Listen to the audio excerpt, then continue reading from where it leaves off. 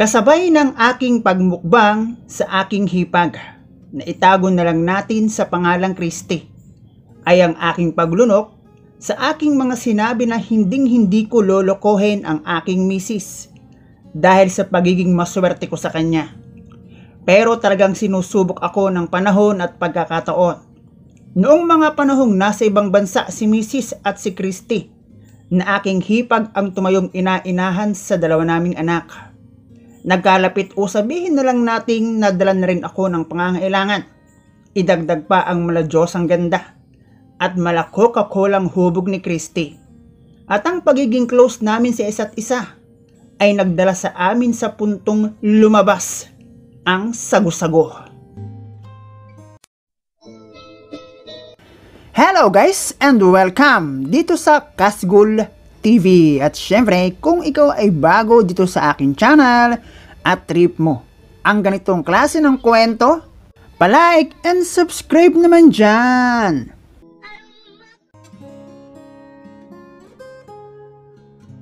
Idol, itago mo na lang ako sa pangalang Ronnie. Parehas sa iba mong readers and listeners, ay nais ko lang din mag-share ng kwento.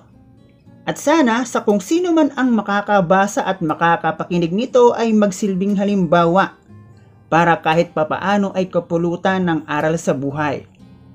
25 anyos ako nang ikasal sa aking napangasawa na itago na lang natin sa pangalang Janine, at sa loob ng 5 taon na aming pagsasama na walang halong kalokohan ay biniyayaan kami ng 2 anak na naging dahilan ng kanyang pagdidesisyon na mag-ibang bansa, pagkat hindi na sumasapat sa amin ang kita naming mag-asawa. Si Christy na aking hipag ang madalas ay kasama ng 2 naming anak sa bahay, kahit na noong iisa pa lang ang aming anak. Kaya naman bilang sukli ay nag-aabot kami ng kanyang pang-school. Sa naging desisyon na iyon ng aking asawa ay lalo akong humanga sa kanya. Dahil kung iisipin, dapat ako ang mag-isip ng ganoong diskarte. Dahil ako ang lalaki at padre di pamilya. Hindi naman ako na-insecure ng dahil lang doon. Dahil di hamak naman na mas malaki ang aking kinikita bilang supervisor sa isang kilalang kumpanya. At ang totoo nga niyan, idol, dati ko lang din siyang tauhan sa linya. And yes, sa production ko nakilala si Janine at ako rin ang dahilan kung bakit naging regular siya sa trabaho. Pero syempre ang makakuha ng asawa na tulad ni Janine ay swerte ng isang lalaki. At hindi lang isang beses kong sinabi sa aking sarili. Walang dahilan para magloko at maging sinungaling sa asawa. Kaya ayun na rin marahil ang isa sa dahilan kung bakit naging focus lang ako sa trabaho. Ikaw ba naman ang kasama ang commander ay ewan ko na lang. Hindi naman naging mahirap para sa aming mag-asawa ang magkalayo. Marahil sa tagal ba naman naming magkasama sa trabaho. Tapos pag uwi ng bahay kami pa rin ang magkasama. Pero ang bagay na iyon ay noong unang taon lamang na hindi kami magkasama. Dahil noong mga sumunod pang taon, ay dahan-dahan ko nang naiintindihan kung gaano kahirap ang malayo sa taong mahal mo sa buhay. At hindi pwede ang basta nagkikita lang sa cellphone. Dito na nga pumasok ang hipag kong si Christy, nang ang atensyon na aking hinahanap mula sa aking nasa ibang bansang misis ay makita ko sa aking hipag na si Christy. Lalo na ang kanyang pag-aasikaso sa akin at sa anak namin ni Janine. Hindi ko naman sinasabing hindi ganoon kaasikaso si Janine sa akin. Marahil ay hindi ko lang napapansin dahil nga kapwa kami nagtatrabaho noong magkasama pa kami sa isang factory. Pero masasabi kong bukod sa pangalan, magkaiba talaga sila. Sa ganda at pangangatawan ay lamang si Christy. Siguro nasasabi ko lang din ito dahil kung sa ulam, ibang putahe si Christy. At alam naman nating lahat na bawat putahe ay may kanya-kanyang lasa.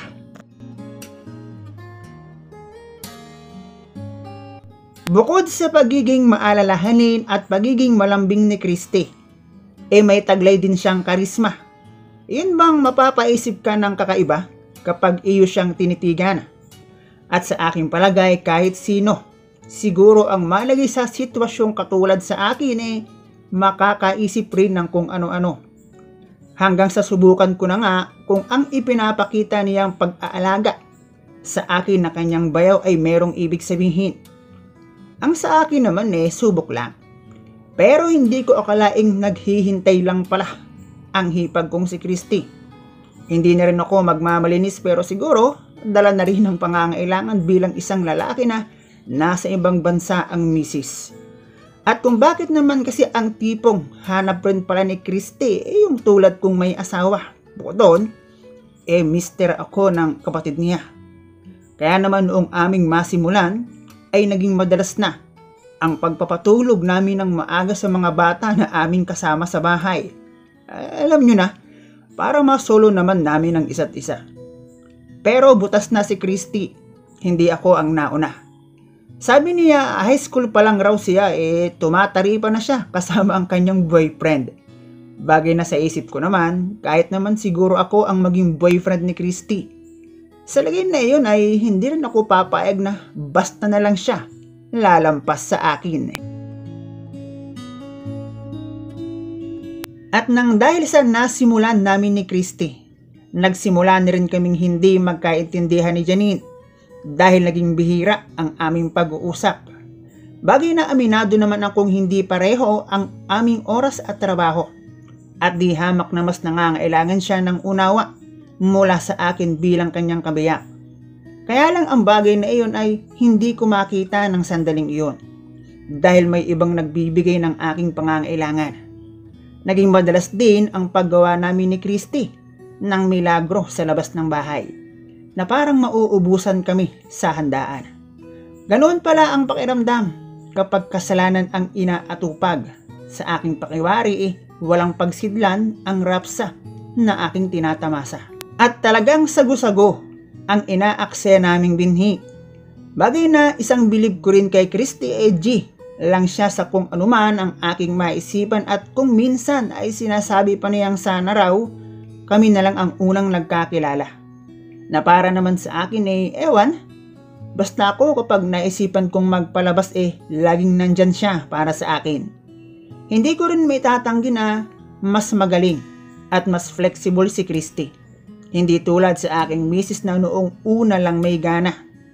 Siguro dahil nga sa si Christy ay parang isang bagong bilyaran. Bago ang tapete, magandang pagulungan, pasyutnan at pabandahan. Yun nga lang, pakiramdam ko sa bawat pagkakatapos ng aming duelo. Pakiramdam ko ruming-rumi ako sa aking sarili. Pero ang hirap din kasing iwasan. Lalo't kay Christy ko naranasan ang kakaibang level ng kabulastugan. Pero ang lahat ay may hangganan. Maniwala ka sa akin, idol, na kung ang dahilan mo lang ay para may pagpapasukan ka o pagsisiksikan ng iyong armas, darating ang araw magsasawa at magsasawa ka. Na parang isang putahin ng ulam na madalas mong makain, mauumay at mauumay ka. At nang dumating ang puntong ako ay nakokonsensya na, sa bawat gabi o sandali na kami ni Christy ang magkasama sa milagro, ay huli na ang lahat dahil nagbunga na ang aming madalas na pagmumukbang. To make the long story short, idol, ay naging malaking dagok iyon sa aking pamilya. Hindi lang sa relasyon naming mag-asawa, mga anak at maging sa kanya-kanya naming mga magulang at mga taong nakakakilala sa amin, naging kahihiyan ang dulot. At sa pagkabuo at pagsilang ng sanggol nang dahil sa pagiging mapusok namin ni Christy ay ang pagkawasak naman ng aking sariling pamilya. Siyempre nga naman, nabuo Okay lang sana kung basta lang may nangyari. Mahirap kalimutan pero kaya pa sa hilot at maayos na usapan. Pero hindi Kumbaga sa sugat pumeklat na may keloid pa. Kita at buhay ang ebidensya. At ang naging resulta, yun, ngayon ay padalaw-dalaw na lang ako sa mga anak namin ni Janine at ganoon na rin sa anak namin ni Christy. Ang masaklap, kasal kami ni Janine. Kung hindi na siya mag-aasawa, wala na rin akong tsansa. At delikadong mabilanggo kung sakaling mapatunayan na tumikim ulit ako ng ibang putahe. Ang hirap dahil dalawang ina ang aking pinakikisamahan para lang makita ang aking mga anak. Kaya ikaw, kaibigan, mag-isip muna bago ipagpalit ang pangmatagalan sa panandalian at tuluyang magdala sa iyo ng pangmatagalang perwisyo. Walang magaling sa kabulastugan kapag gusto ng demonyo na sirain ang iyong pamilya. Wala yang ibang gusto kundi ang tayo ay magkasala. Lahat ng masarap ipaparanas niyan sa atin. Kanya lang tayong makuha.